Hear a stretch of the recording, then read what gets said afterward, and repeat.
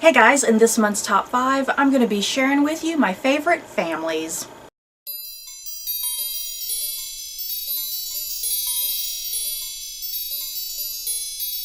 So, in honor of Thanksgiving, since November is the month of Thanksgiving and families, I suppose, I was like, you know what? I have not done a top 5 on my favorite bookish families.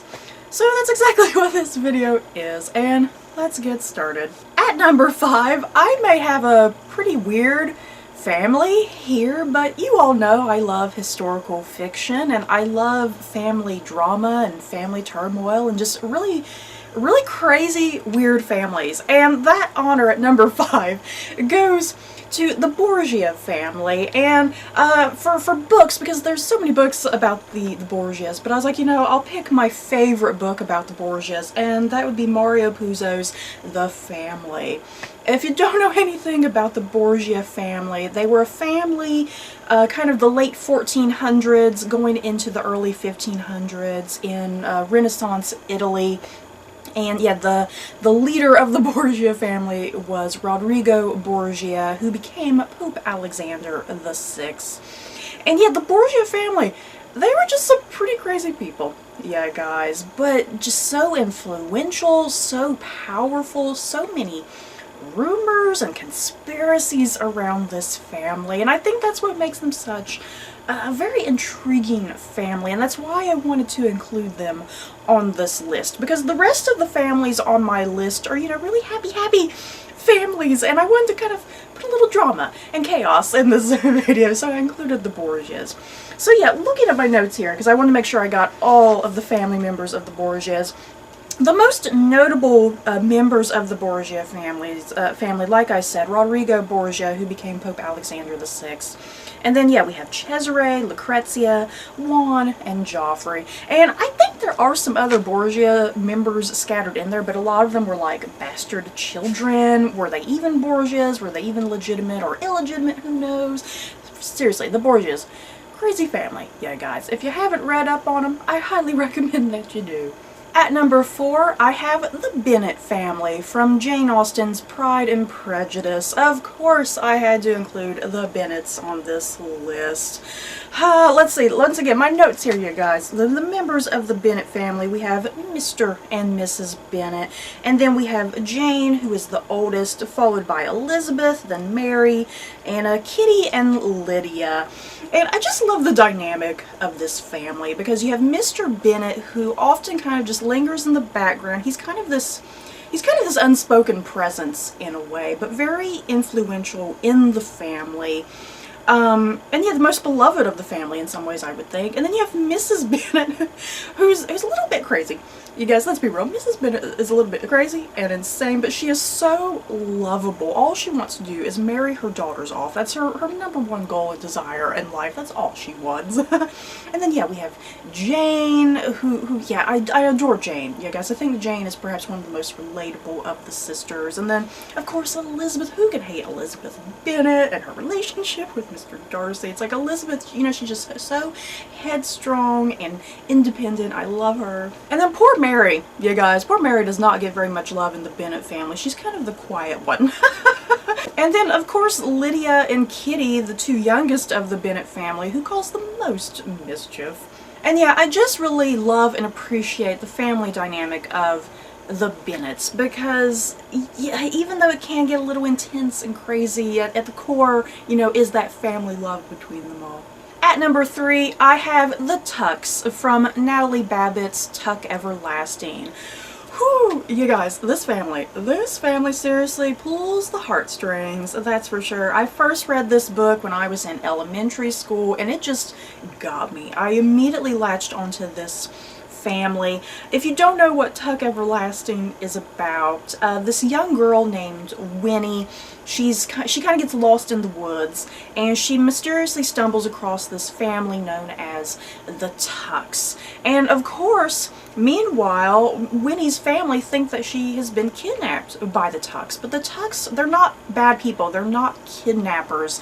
They're actually good and kind, decent people. They're just the most lovable family that you will ever meet.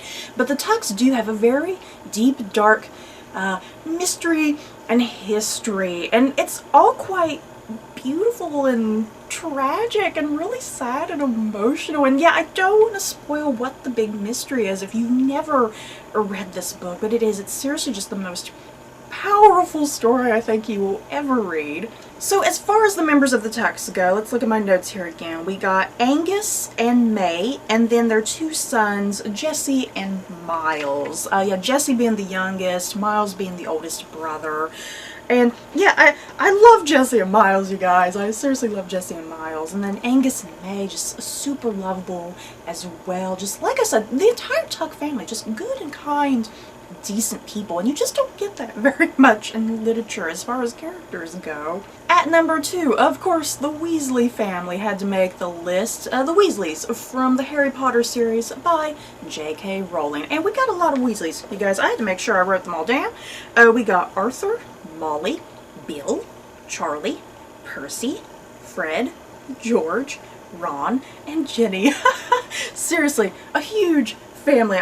Is there any other family larger than the Weasleys? I'm trying to think. I think the Weasleys is the largest fictional family I have ever read.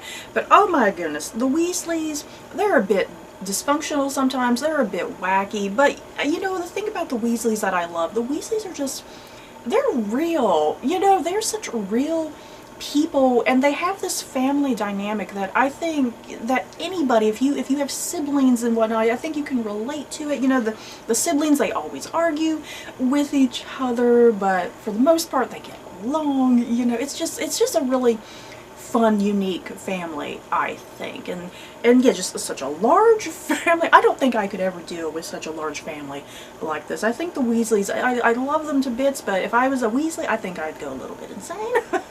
And what makes the Weasleys such good people, I think, you know, they're not wealthy. They're not a wealthy family at all. They're actually fairly poor, I think. In the context of the story, they're a fairly poor family, and other wizarding families really frown and look down upon the Weasleys for just some stupid, ridiculous reason. And yeah, the Weasleys, out of everybody, the Weasleys are the most good people, and they have the most spirit to them, I think.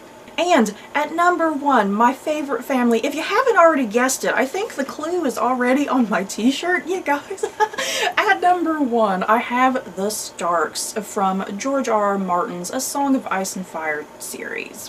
Whew, the Starks. You guys, what can I say about the Starks? You know, it's hard to talk about the Starks without going into spoilers, because the Stark family, there is just so much drama and turmoil and chaos, it's not even funny. But the Starks, in this entire world of A Song of Ice and Fire, this entire world, the Starks are perhaps the most relatable family, perhaps the most likable family, and I think the family that at the end of the day you are rooting for them the most. You are rooting for them to get through each and every struggle that is thrown at them. And the thing is, the Starks, just so much crap happens to the Starks, you know, so much crap happens to them, but they hold their heads up high and they get through it. And I think the characteristic flaw in some ways of the Stark family, especially kind of in this very first book, you know, their flaw is definitely honor and duty, and that kind of gets them in trouble at the end of the day.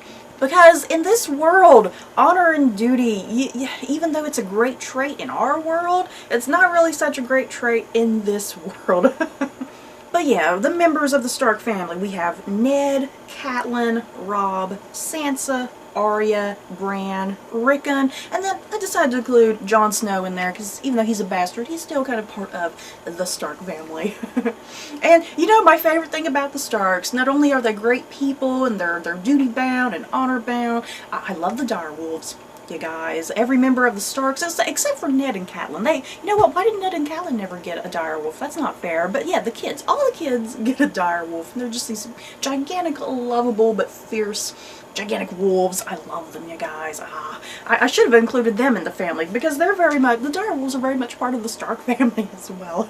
So that's it for this month's top 5. In the comments below, what fictional families do you guys love? And did I leave any important ones out? Because I think I might have. But yeah, that's it for this video. I hope you guys enjoyed. Don't forget to like, comment, and subscribe. And if you like this video, you may like these other videos.